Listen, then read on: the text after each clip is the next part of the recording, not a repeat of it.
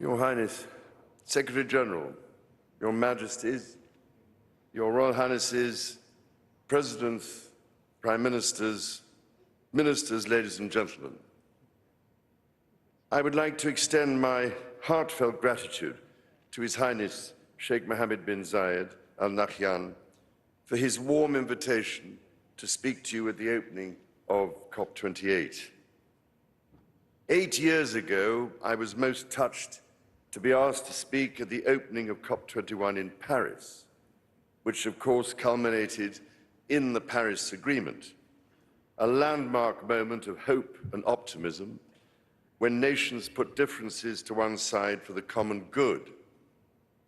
I pray with all my heart that COP28 will be another critical turning point towards genuine transformational action at a time when already, as scientists have been warning for so long, we are seeing alarming tipping points being reached.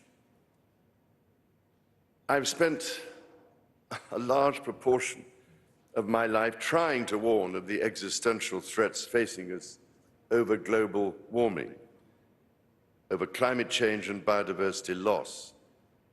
But I was not alone.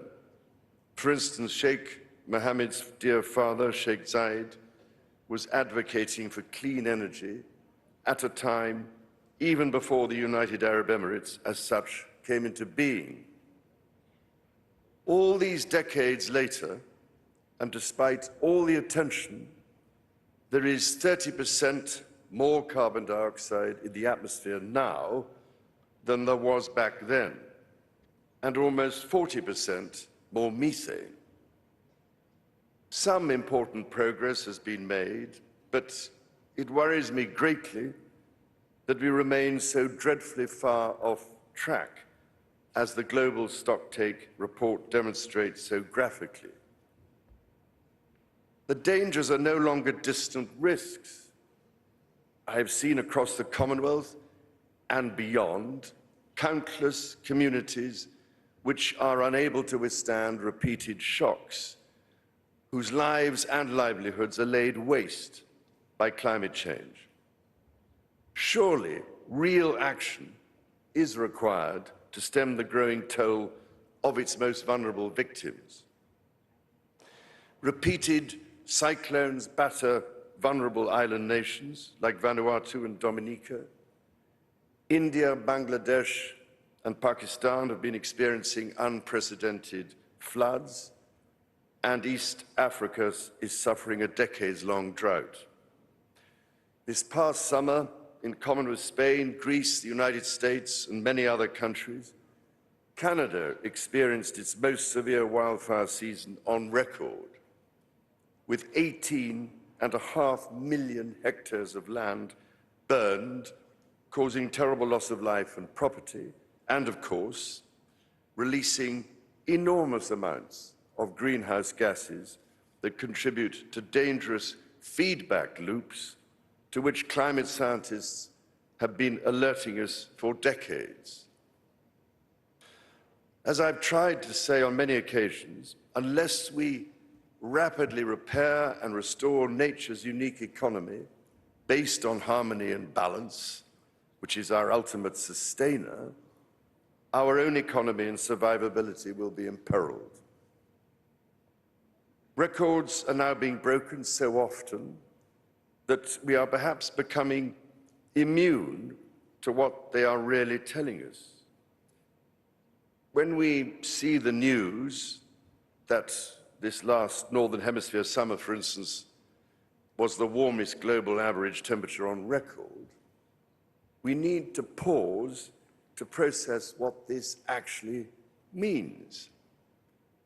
We are taking the natural world outside balanced norms and limits and into dangerous, uncharted territory. We are carrying out a vast, frightening experiment of changing every ecological condition all at once, at a pace that far outstrips nature's ability to cope. As we work towards a zero-carbon future, we must work equally towards being nature positive. With what we are witnessing, our choice now is a starker and darker one. How dangerous are we actually prepared to make our world? Dealing with this is a job for us all. Change will come by working together and making it easier to embrace decisions that will sustain our world, rather than carry on as though there are no limits or as though our actions have no consequences. As you gather, ladies and gentlemen, for these critical negotiations, the hope of the world rests on the decisions you must take. I can only encourage you to consider some practical questions which might inform the task ahead of you. Firstly, how can our multilateral organizations, which were established at a different time for different challenges, be strengthened for the crisis we face? How can we bring together our public, private, philanthropic, and NGO sectors ever more effectively so that they all play their part in delivering climate action, each complementing the unique strengths of the others? Public finance alone will never be sufficient, but with the private sector firmly at the table and a better, fairer international financial system, combined with the innovative use of risk reduction tools like first loss risk guarantees, we could mobilize the trillions of dollars we need, in the order of $4.5 to $5 trillion a year, to drive the transformation we need. Secondly, how can we ensure that finance flows to those developments most essential to a sustainable future and away from practices that make our world more dangerous across every industry in every part of the world? I have, for instance, been heartened by some of the steps taken by parts of the insurance sector, which plays such a vital role in incentivizing more sustainable approaches and providing an invaluable source of investment to reduce the risks we face. Thirdly, how can we accelerate innovation and the deployment of renewable energy, of clean technology and other green alternatives to move decisively towards investment in this vital transition across all industries? For instance, how can we increase investments in regenerative agriculture, which can be a nature-positive carbon sink? What incentives are necessary? And how can those which have a perverse impact be eliminated with all due speed?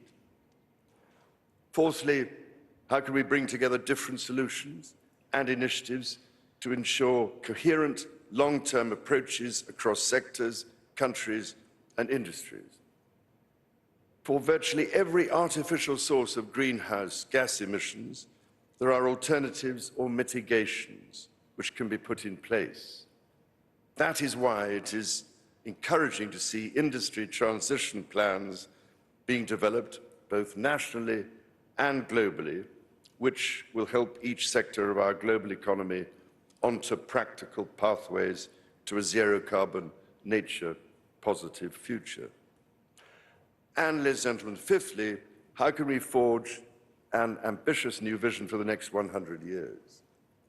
How can we draw on the extraordinary ingenuity of our societies, the ideas, knowledge, and energy of our young people, our artists, our engineers, our communicators, and importantly, our indigenous peoples, to imagine a sustainable future for people everywhere, a future that is in harmony with nature, not set against her.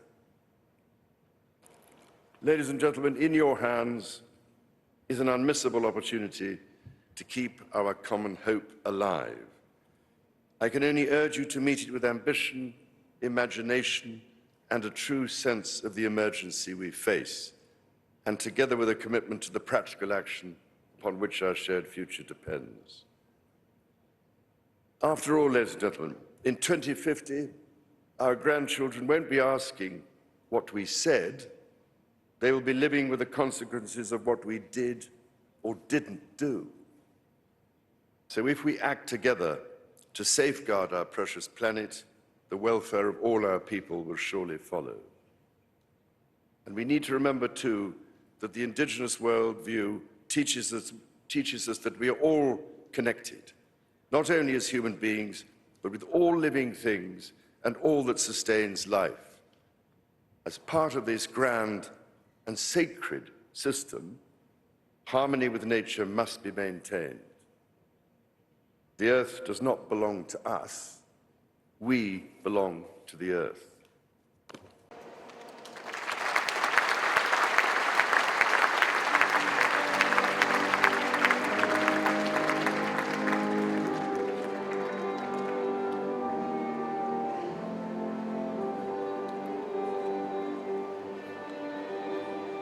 Thank you, Your Majesty. And now, please help me welcome to the stage